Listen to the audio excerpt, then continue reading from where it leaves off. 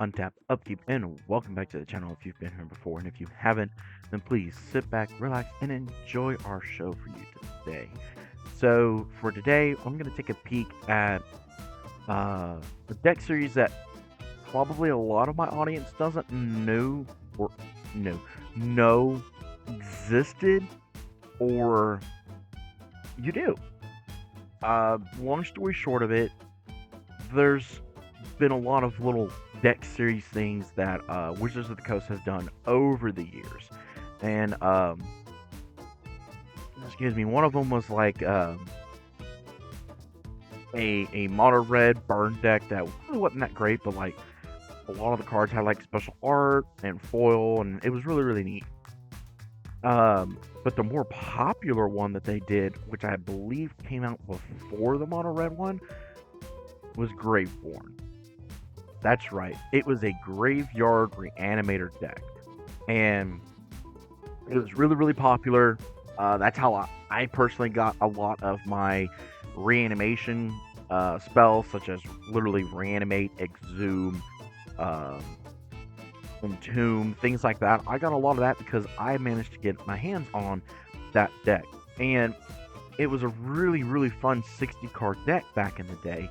You could sit down on the kitchen table, you could battle with your buddies, and it actually could hold its own if you knew what you were doing, because it was more of a toolbox deck. So I decided, what would that look like if we took it to Commander?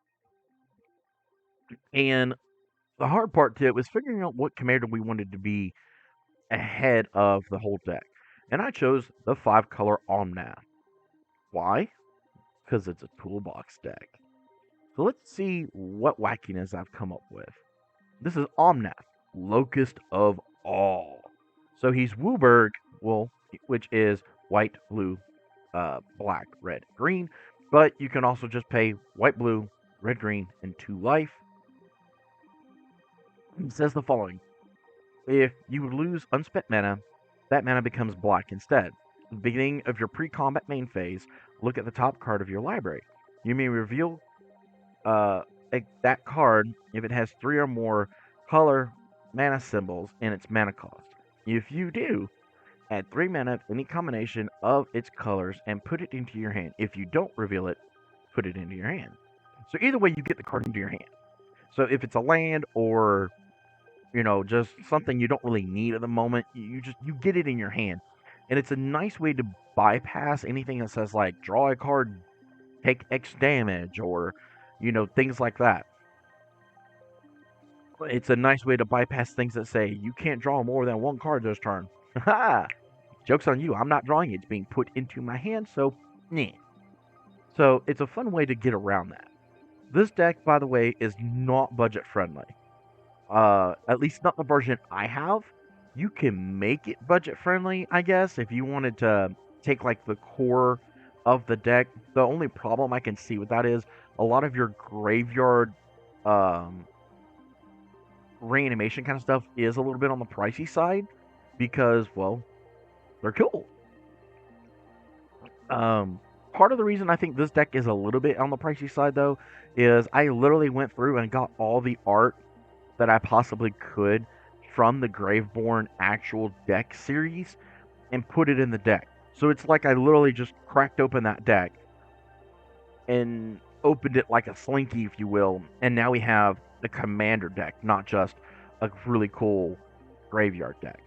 It is a little bit on the janky side, but it is fairly powerful as far as the bracket system is concerned, because we do have a lot of things that meet the criteria for that. Multiple tutors, some combo pieces, things like that.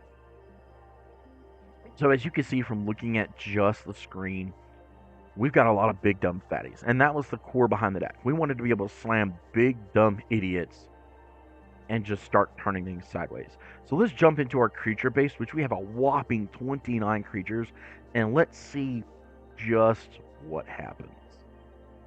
First up, we of course have Anger. We want him in our graveyard. We want him yeeted, killed, whatever, and we want to control a mountain, because if we do and it's in our graveyard, all our stuff has haste. The Archon of Cruelty. excuse me, is just a big dumb 8 mana 6/6 flyer that when it enters or attacks, target opponent sacrifices a creature or a planeswalker. They discard a card and lose 3 life, but you get to draw a card and gain 3 life. You like that. There's one a lot of you may not know, the Avatar of Woe. Normally costs 8 mana. However, if there are 10 or more creature cards total in all graveyards, it costs 6 mana less, making it a very terrifying 2-drop. That's a 6/5 with fear, meaning it can only be blocked by black creatures and or artifact creatures. And then on top of all of this, you can tap it to destroy a target creature. So late game or early game, this is a horrible thing for people to see. It's like, oh no, what do we do? What do we do? What do we do? I mean, yeah, removal has gotten a whole lot better over the years, but still, it potentially could be 2 mana for a 6/5 body that you have to have certain things able to block it, and that's tough on a lot of people. Of course, we're going to run Burp, because, Burp, mana fixing in a 5-color deck is not exactly easy.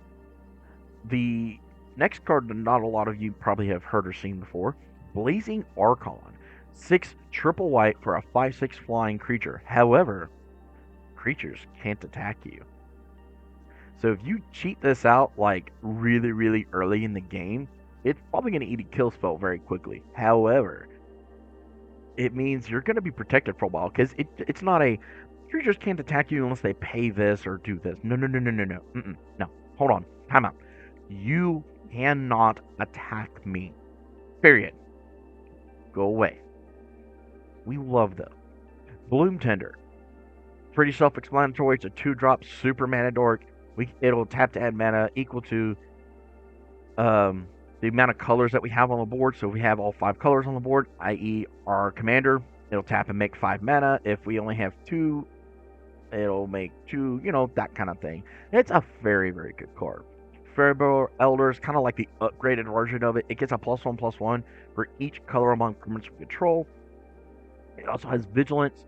So at the very least, it will tap and make 2 mana because it is a white and a green. But if we play the other colors, it'll end up being just like Bloom Tender, where it can make us all 5 colors. Again, another card from the Graveborn set that probably not a lot of my viewers have ever heard or seen before. This is the Faceless Butcher. So for 2 double black, we get a 2/3 that says when it enters the battlefield, exile target creature other than the Butcher. And when the Butcher leaves, return the exile card to the battlefield under its owner's control. Now, this could be handy to like instant speed reanimate this and protect something from like a board wipe. Because it doesn't say an opponent, it just says a creature. So like if we needed like one of the big dumb dragons or the demons or even just a commander, we could probably instant speed get this guy out. Or there is one reanimator spell that I know off the top of my head that can do an instant speed. Yes, it is in the deck. So you can instant speed, reanimate this, exile like Omnath, for instance, and then board wipe happens, he dies, commander comes back. So you could do a couple of little really neat, tricky things with it. The Esper Sentinel, self-explanatory. It's probably one of the more expensive cards in the whole deck. I mean, it's up there at $40. They need to reprint this thing into the ground, I think. Like, I'm sorry if people have this, which I have several copies myself. I've gotten very, very, very blessed to be able to have a few copies. So part of me is like, heck yeah, it's $40 card. But I don't ever plan on getting rid of it because it's such a good card. I've gotten rid of one, and that was because I had to for a trade. But this card's pretty self-explanatory. It's a really neat 1-drop that says whenever an opponent casts their first non-creature spell each turn, draw a card unless that player pays X, where X is this thing's power. We're probably not going to get it bigger, but it's a nice way to be like, did you pay the 1 and the 1 of 1? We have the Disciple of Freyles up next.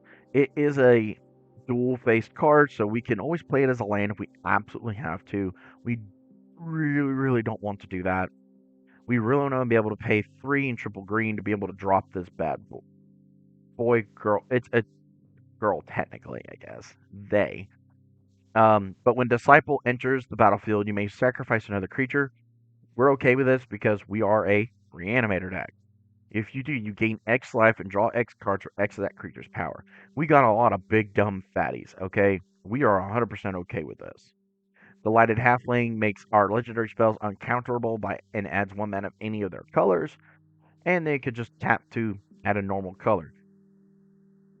This is another card I wish I would see being printed into the ground again. I don't know where they could do it again.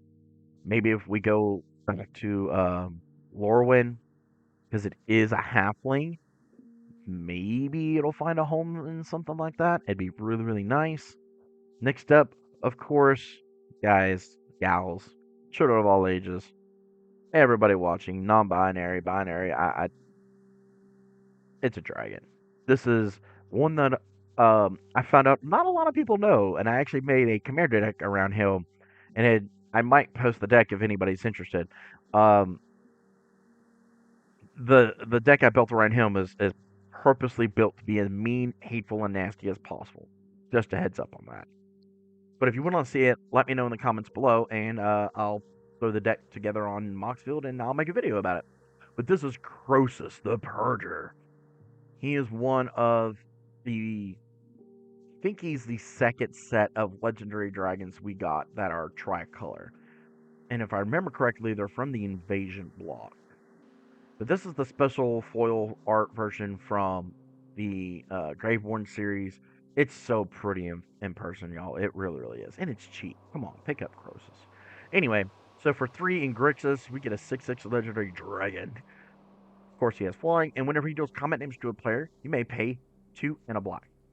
And if you do, choose a color, then that player reveals his or her hand and discards all cards of that color. So, go away, notification. Yeah, funny story, y'all. I actually brought this out last weekend, if I remember correctly, and it's really devastating when somebody's playing a monocolored deck. I hit a poor Krenko player, and I say poor, but I really don't feel that bad because it is Krenko, and his deck was a fairly well built version of the deck. He did have Perforos, Blood Moon, Cheeky, I mean, Conspicuous Smooth. He had the deck to do some nasty things, but this reads exactly how you think it does. I attacked the Krenko player, he could not block it, paid 2 and a black, and chose red. Revealed his hand. It was nothing but red cards. All of them went to the graveyard. Threat neutralized. Yeah. So if you hit one person consistently enough with this guy, you can get rid of hands left and right if they have multiple colors. Because it also is a reveal. So it actually could help the entire table. They could go, uh-oh, there's, a combo piece there. Keep counter spells open. We might have a problem. So there is potential for that. Next up is another big dumb dragon, Aragas, Erupting Nullkite, 9 mana for 6/6. When it enters, exile our hand. If we do, draw 3 cards. Primarily it's here because it gives all of our creatures emerge, so we can sack other things and reduce the overall mana cost of things and be able to play them. Hidden Horror is another one from the Graveborn set. Not really that important in the deck, but it's from the deck, so I wanted to put it in here. Well, when it enters the battlefield, sacrifice it unless you discard a creature card. So it could be a good way to get something into the grave if we don't have another way. Hoarding Broodlord, big dumb dragon that tutors up things, and spells we cast from our exile have Convoke. Really, really like this dragon. I think it's an amazing dragon. Really fun when you saw it in half, just saying. Ignoble Hierarch is the Jund version of the Hierarch set, which I have the other one in the deck, of course. It's a super mana dork that adds Jund. Inkwell Leviathan, big dumb thing that not a lot of people know about. 9 mana for a 7/11 Leviathan that has Island Walk, Trample, and Shroud. Really, really hard for people to deal with, guys. Lotho, the Corrupt Sheriff. Pretty basic card to have in a deck like this. White black for a 2/1 halfling rogue that whenever a player casts their second spell each turn, we're going to lose a life and make a treasure token, so it kind of helps us ramp. So next up is the Nasty Terastodon. I call it the Nasty Terasti, but Terastodon is, again, another card not a lot of people know about. So for 8 mana, we get a 9/9. When it enters the battlefield, destroy up to 3 target non-creature permanents. For each permanent put into a graveyard this way, its controller makes a 3/3 green Elefante. Teneb the Harvester was a nice add, I thought, about into this deck that allows us to reanimate things, because whenever he deals combat damage to a player, you may pay 2 and a black, and if you do, you get to put target creature card from a graveyard onto the battlefield under your control. Next up, another one from the Graveborn set, not a lot of people have heard about. This is the Sphinx of Steel Wind. So for 5 and Esper, you get a 6/6 that has flying, first strike, vigilance, lifelink, pro red, and pro green. Now, for pro red and pro green means you cannot target this thing, you cannot block it, and you cannot have it be dealt damage by anything that is red and or green. So it is really, really tough for a lot of decks to handle with this thing. I mean, you can't naturalize it, you can't braid it, you can't block it with a Dracuseth. You can't do a lot with this thing. It's very, very, very, very hard for people to deal with. Up next, yep, you know him, you love him. He had to be in the deck. Razaketh, the Foul-Blooded. It's another gigantic 8 mana, 8/8 demon with flying, trample, pay 2 life, sack another creature, search your library for a card, put that card onto the battle into your hand, and shuffle. So it's a nice way to be able to reanimate things and, go find our reanimating things. So it's really, really nice. Priest of Fell Rites. White, black. 2/2. Pay 3 life. Tap it. It's tap, pay 3 life. Sacrifice the Priest of Rites. Return target creature card from your graveyard to the battlefield. You can only do it as a sorcery, but it does have Unearth, so you can do it twice. I wish you could do it at instant speed. That would be absolutely nutty, but you can't. C'est la vie. This is the other Hierarch. This is the Noble Hierarch. It was out way before the Ignoble. And it has Bant, so white, black, blue, and a green. Twisted Abomination is from the Graveborn series. It's not that great. You can swamp cycle this thing. It has Regenerate, 6 mana for a 5/3. Again, it's kind of just in here because it's from the original set. Another one from the original set, Verdant Force. This thing can get really, really nutty if it comes out fast enough and nobody deals with it. So for 8 mana, you get a 7/7 elemental that says at the beginning of each upkeep, put a 1/1 green Saprolan creature token onto the battlefield. Oh my lord. It counts everybody's upkeep, not just yours, and that can be quite terrifying. Violent Tumor. This is a beautiful card to have into this deck. So Violent Tumor for 2 double black, you get a 2/2 with Death Touch.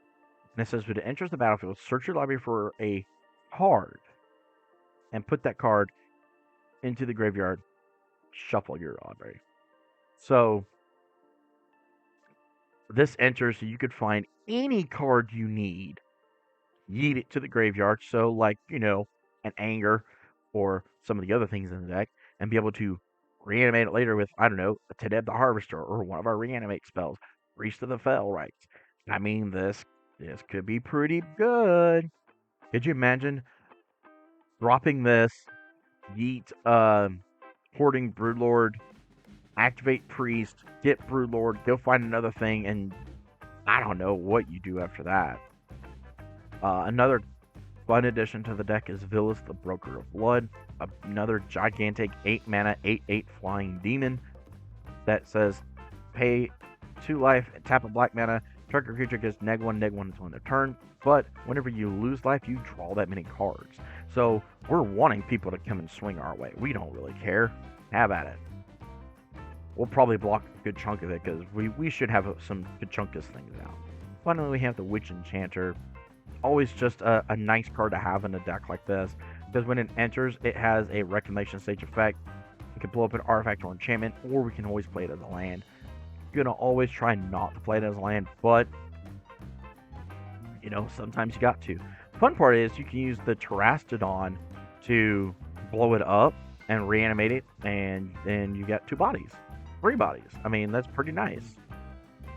Moving on to our sorcery package, we have some pretty interesting little sorceries here. We have one of our game changers there, as you can see. Anything that I'm going to talk about that is related to the original deck, I'll let you know. But we have, first up from the original Graveborn series, Buried Alive. So for 2 and a black, search your library for up to 3 creature cards, yeet them to the graveyard, shuffle. Cabal Therapy, 1 black mana, name a non-land card. Target player reveals his or her hand and discards all cards of that name. Flashback, sacrifice a creature. So we can play this. We can get this up and going by naming ourselves, even if we really needed to, reanimating something right away, and then, like, let's say somebody put like legitimate businessman on something that we really need to not have that enchantment on. We could always sacrifice it, do this effect, and just reanimate it again. So it's got a lot of potential on the deck, even in modern day times. Careful Study, 1 blue mana, draw 2 cards, then discard 2 cards from your hand. Dam is a board wipe, everybody knows Dam. Dread Return, 4 mana, return target creature card from your graveyard to the battlefield, and we can sack 3 creatures to flashback, so it's one of our reanimation spells. It's from the actual old school deck as well. Another piece from the old school deck is Exhume. So each player puts a creature card from his or her graveyard onto the battlefield. It helps everybody, but it's going to help us more than anything. Sits together, double black, return target creature card from your graveyard to your hand. Threshold, instead, return it to play if we have 7 or more cards in our graveyard, which we're going to have. Sickening Dreams.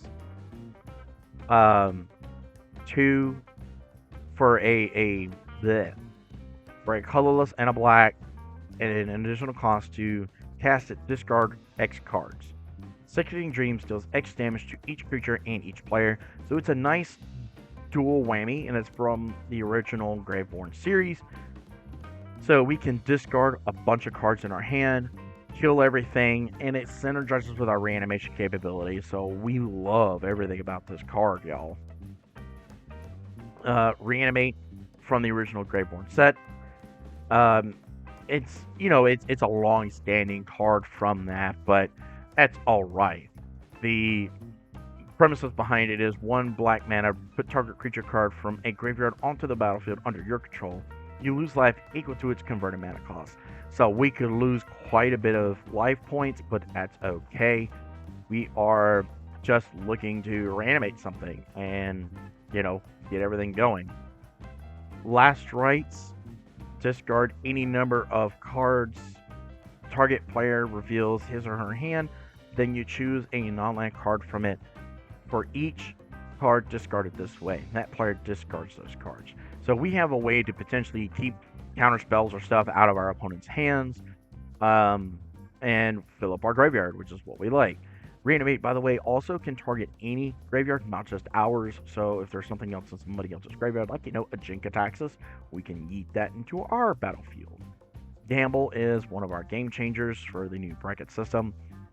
Typically, the joke behind Gamble is it reads like a Entomb, because you pay 1 red mana, search your library for a card, put it into your hand. But then you have to shuffle up your hand and discard a card at random, and then you get to shuffle your library.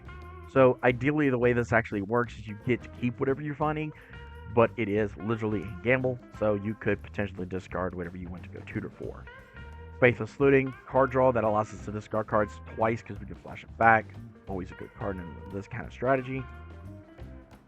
Unburial Rites is kind of a cheap man's reanimation spell in a way, because 5 mana you can reanimate a creature and then you can flash it back for 3 and a white. So it's pretty handy. Unmarked Grave is another way to search your library for a non-legendary card, put that card into your graveyard, and then shuffle. So we have a bunch of non-legendary permanents we can actually hit and just dump. Excuse me.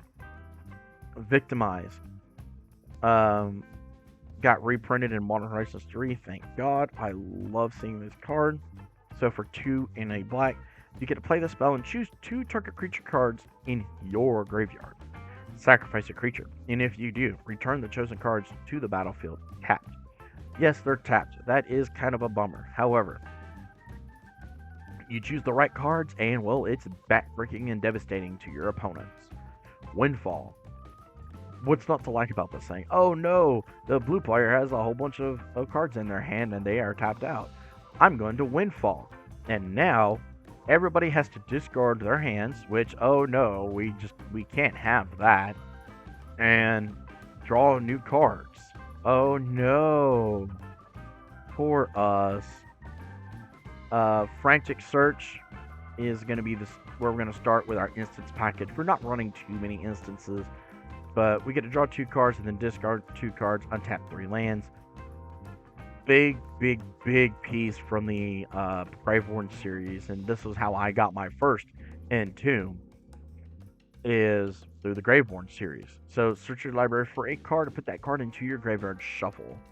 This does at instant speed, so you can always do it before you untap. If you have any of the reanimation capabilities, like reanimate, you can entomb any of the targets I have in the deck, or you can upgrade the deck to have like Sheoldred in here, the Apocalypse, and just be like, yeah, I'm gonna 1 mana cheat Sheoldred out like turn 2. So GG, everybody have fun. Bitter Triumph is additional cost to cast the spell. Discard a card, pay 3 life. So we have an option there. We're probably going to discard a card more than often than not, and then we can destroy target creature or planeswalker for 2 mana. Assassin's Trophy. I mean, it's just great removal. What's not to like about it? It's a green and a black, destroy target permanent and opponent controls. Yeah, they get to find a land that's a basic land and put it on the battlefield. So we help them ramp a little bit, but we can just sneak. No. An offer you can't refuse, counter something. Yeah, it gives your opponent treasures, but that's a minute downside if you ask me. Abrupt Decay. Again, really good removal. And it just kills anything that's a mana value 3 or less, and it cannot be countered. So we enjoy that. Well, it has to be a non-land permanent. And of course, Swan Song counters something that's an enchantment, instant, or sorcery. They get a 2/2 burp, but you know, it's okay. It's kind of worth it.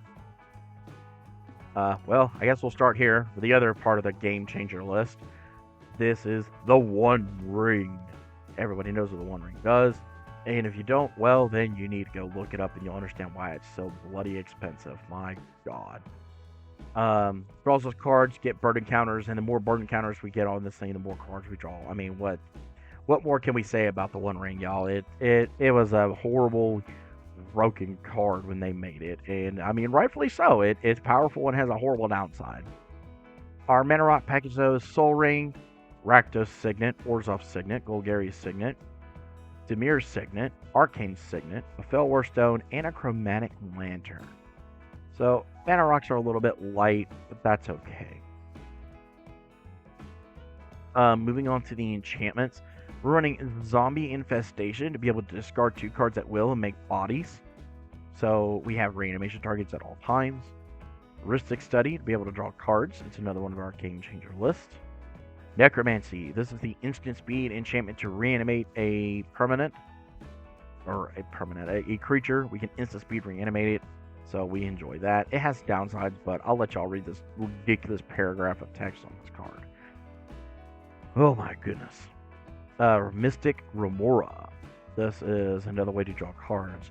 In fact, while I'm thinking about it, I believe this was actually in the original. No, it was not. So this was an ad. Necromancy was not part of the original. But I did manage to get my hands on one shortly after I got this deck and learned about reanimation strategy. The other one that was not part of that was Dance of the Dead. It's another 2-drop enchantment that allows us to reanimate things, and it has a whole bunch of other text you can read if you really feel like reading it. I'm not going to read everything about it because it's a lot to read, y'all. It really, really is. But we also are running Animate Dead traditionally, and this actually came from the Graveborn series. All three of these enchantments have a little bit of a downside, but all three of them allows us to reanimate something and just keep our playing going. So we really enjoy that strategy. Finally, our land package is ridiculous, if I do say so myself. We are running Ancient Tomb, Blood Crypt, Breeding Pool, City of Brass, Command Tower, Exotic Orchard, a Mana Confluence, 2 islands, the Endatha Triome, a Hollowed Fountain, a Godless Shrine, 3 forests, 2 mountains, Overgrown Tomb, a Path of Ancestry, 2 plains, a Sacred Foundry, Esteem Vents, Yavimaya, Cradle of Growth, a Watery Grave, an Urberg, Tomb of Yawgmoth, a Temple Garden, 2 swamps, a Stomping Ground, a Zagortha Triome, and a Zeotora's Proving Ground. So, as you can see, uh, we are really like janky in this meta base, honestly. Um, I've never actually played this deck, so I don't know how well it actually works. We probably have to do quite a bit of adjustments, honestly. There's probably a lot of things in here that just don't freaking work, but the overall idea of the deck is just hilarious, and I had to. I mean, honestly, this is not a bad opening hand, if I do say so. Take 2 life, play Delighted Halfling. Next turn, probably to let this. Let's play the swamp. Use Delighted Halfling in the swamp. Play Lotho. Let's play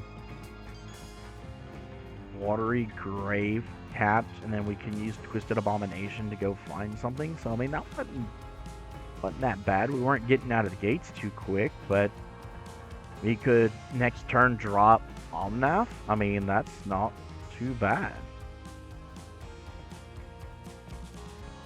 Okay, so Mana Confluence into Soul Ring into Demir's Signet. Or actually, we'll just do it that way. Command Tower. That's even better. So then we drop Mana Confluence. And then we drop Bloom Tender. And then we can literally drop the 1 ring. Draw from 1 ring. Draw. Take a ding. Play a land. I mean, we're off to the races now. I mean, that's not that bad at all. We can go unmarked grave something and reanimate it if we feel like we need to. I like that. We have interaction with an offer you can't refuse. A couple things to discard. Big dumb creature if we ever get the chance to do it. So land, go. Another land, Signet. Another land, go. Another land, Omnath. Don't reveal. So land, go. Don't reveal. Ancient Tomb. So then we could probably drop Teneb at this point. So not bad. Well, okay. At least as far as online play is concerned, this deck actually can do some things. Cool. Like it. So this has been the look at the Graveborn deck series built into a commander deck, and I would love to know from you, my viewers, what do you think about this weird, janky toolbox kind of deck? And if you did you ever get the chance to see or even buy that Graveborn series deck? Let me know. Leave me some comments below if there's any kind of deck you're wanting to see built or kind of explore. Let me know. Hey, even challenge me. Give me a challenge of everything has to be $1 or less for the budget because I enjoy doing those challenges. And I look forward to hearing from y'all. Do remember, like, share, comment, subscribe, ring that bell for notifications, and always have a lot of fun when you're playing Magic, everybody.